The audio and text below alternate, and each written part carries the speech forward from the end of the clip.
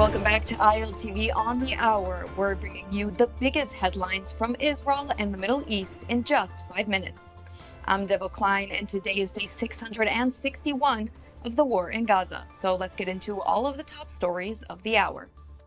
We start our hour with updates on the recent IDF efforts to increase the safe distribution of aid within the Gaza Strip.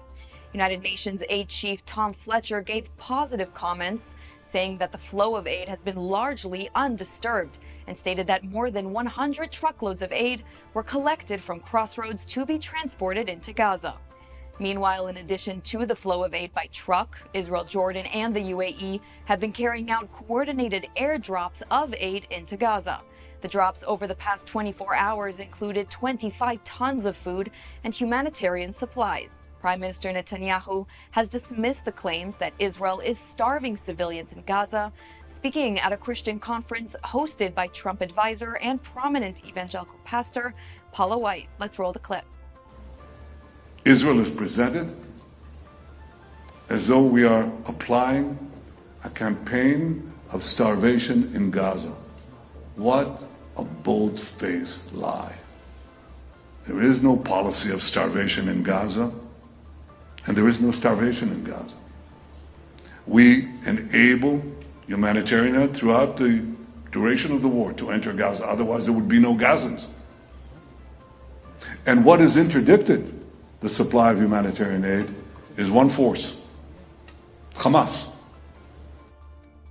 Strong words. And while the humanitarian situation in Gaza is being handled, the IDF is still working day and night to accomplish all of Israel's war goals, which include dismantling Hamas and removing them from power. It's day 661 of the Gaza war, and the IDF released a video depicting a 500-meter-long Hamas tunnel in northern Gaza's Bet Hanun being demolished. The IDF also confirmed that the 99th Division, operating in the Sajaiya and Bet Hanun areas, have dismantled hundreds of terror infrastructures and, in coordination with Israeli fighter jets, have struck multiple targets, eliminating approximately 400 terrorists. And following yesterday's controversial tweets from French President Emmanuel Macron, tweets that have since received many comments from world leaders, today the Israeli Foreign Ministry has summoned the most senior French diplomat in Israel for a reprimandment.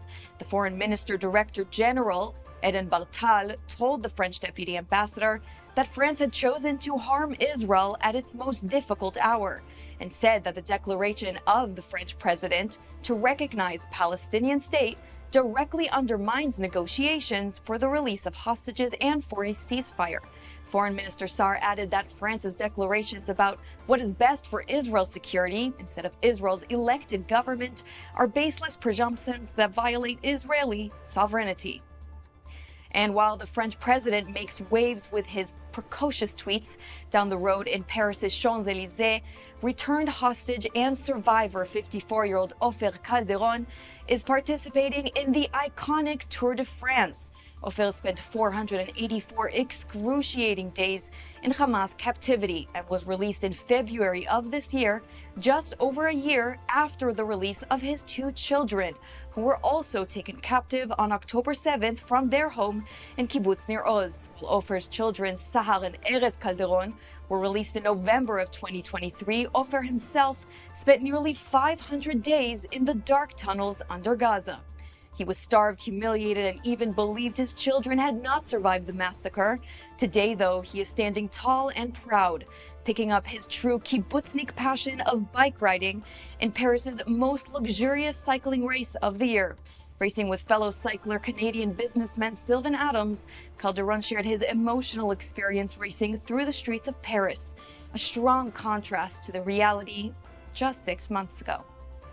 And there you have it. Those are all of the top headlines at this hour. We'll continue to update you on all of the developments today on the hour. Meantime, you can keep up with us on our ILTV app by scanning the QR code on your screen. I'm Deborah Klein, and we will see you next time.